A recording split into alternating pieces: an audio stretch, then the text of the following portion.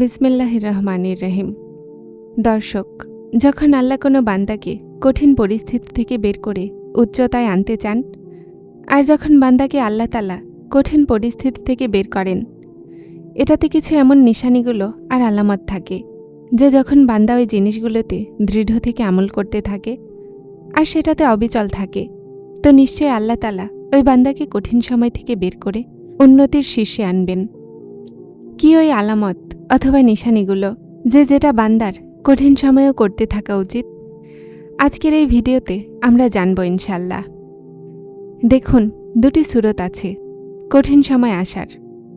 প্রথম এটা যে মানুষের দ্বারা কখনো কখনো কিছু ভুল বা ত্রুটি এমন হয়ে যায় যেই ভিত্তিতে ওই বান্দাকে ওই গুনাহগুলোর শাস্তি পায়, যেটাকে মানুষ এটা ভাবে যে এটা আমার জন্য কঠিন পরিস্থিতি।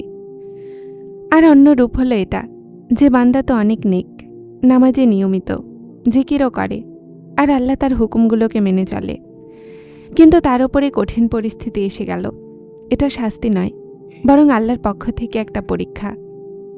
আর যখন বান্দা আল্লাহ তাআলার পরীক্ষায় আসেন, আর পরীক্ষায় আসার পরে যখন বান্দা আল্লাহর সত্তায় আর আল্লাহর কুদরতের ওপরে আর আল্লাহর পক্ষ থেকে পাওয়া এই আলামতগুলোতে বিশ্বাস রাখে, তো নিশ্চয় আল্লাহ তাআলা তাকে শীঘ্র একটা বড় নিয়ামত দান করবেন।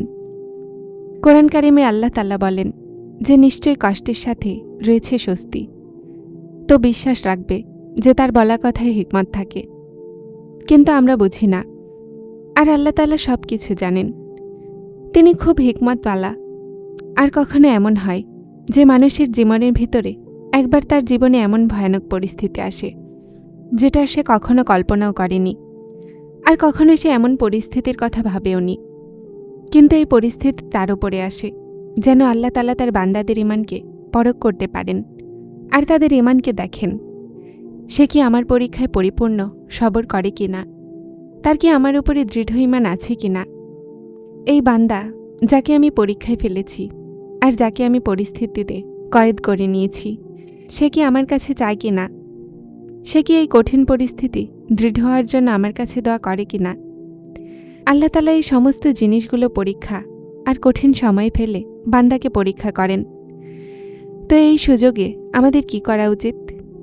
সবচেয়ে প্রথমে আমাদেরকে এটা বুঝতে হবে যে মুমিন বিপদে ভাঙে না, খাঁটি হয়। আর এই সুযোগের সবচেয়ে প্রথম জিনিস হলো সবর। সবর করুন আর আল্লাহর উপরে ভরসা রাখুন।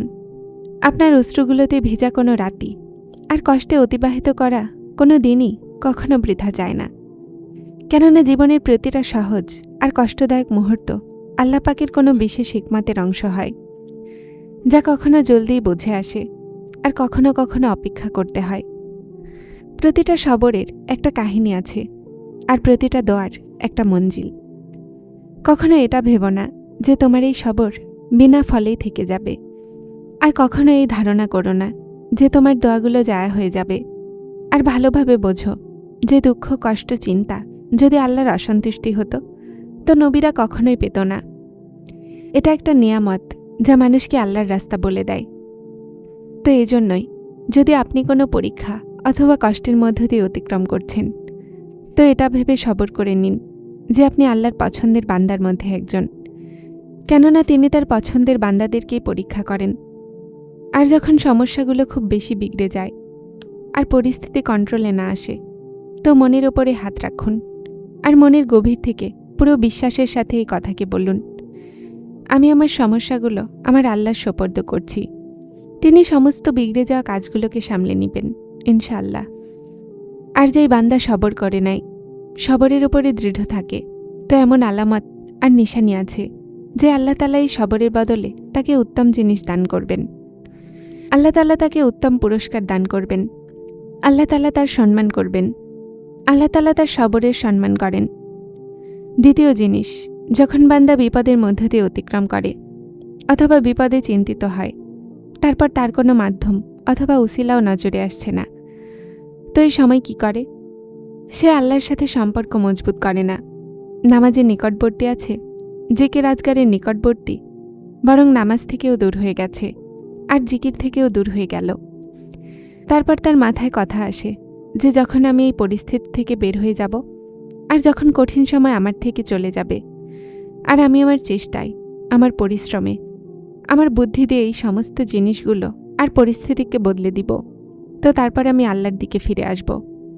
তারপর আমি নামাজ পড়ব।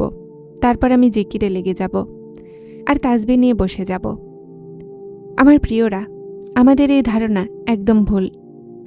কঠিন সময় আসে আর কঠিন সময়ে আল্লাহর কাছেই চাইবে। এটা কঠিন সময়কে শেষ করার একটা উত্তম মাধ্যম। কঠিন সময়ে আল্লাহর জিকির ছেড়ো না, আর আল্লাহর জিকিরকে করতে থাকবে, আর আল্লাহকে মনে করতে থাকবে যে যখন কঠিন সময় আমাদের সাথে কেউ থাকে না, ওই সময় আল্লাহ আমাদের সাথে থাকেন। আর যখন জবান জিকিরে ইলাহির থেকে দূরে থাকে আর মন আল্লাহর ওপরে ভরসা করে নেয়, তো জীবনের বিপদগুলো আমাদের ক্ষতি করতে পারে না। কেননা গভীর রাত্রে অশ্রুতে মুখ ভিজিয়ে ফেলা আর ভয়ে জীবনের কল্যাণ চাওয়া বান্দারাই রাব্বুল আলামিনের প্রিয়। আর প্রতিটা বিপদে আল্লাহ তাদের জন্য যথেষ্ট। তো দুটি জিনিস হয়ে গেল। এক, সবর। যে ব্যক্তি সবর করে নিল, তো বুঝে নাও সে সফল হয়ে গেল। আর দ্বিতীয়, কঠিন সময়ে আল্লাহকে স্মরণ করতে থাকবে। কোরআনে কারিমে আল্লাহ তাআলা বারবার তার জিকিরের কথা বলেছেন। আর এখন তৃতীয় জিনিসের দিকে আসি। তৃতীয় জিনিস হলো দোয়াগুলোর সমাপ্তি করা।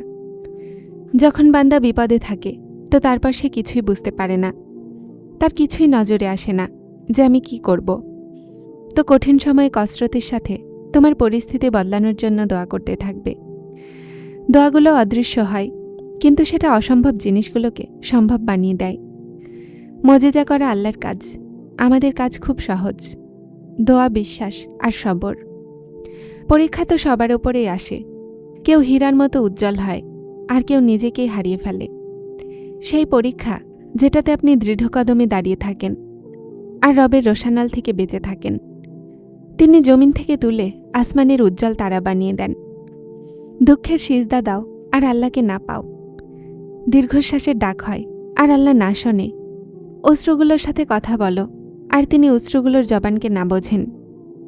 জবান কষ্টে ফেটে যাচ্ছে আর তিনি তোমার ভাঙা হৃদয়ের কষ্টকে না বুঝুক। সবরের শেষ সীমা থাকে আর তিনি না জানুক, এমন তো হতেই পারে না। আল্লাহ কোনো প্রাণীকেই তার সীমার চেয়ে বেশি বোঝা চাপান না। যদি আজ আপনাদের বিপদের মুখোমুখি হতে হচ্ছে, তো এর মানে হলো যে আল্লাহ আপনাদেরকে বিশেষ শক্তি দিয়েছেন, যেন আপনি এই পরিস্থিতির সাথে লড়াই করতে পারেন, যেন আপনি আগের চেয়ে কয়েক গুণ বেশি মজবুত হতে পারেন। যে পরিস্থিতি এখন আপনাকে ভাঙার চেষ্টা করছে, সেটা একদিন আপনার সবচেয়ে বড় শক্তি হবে।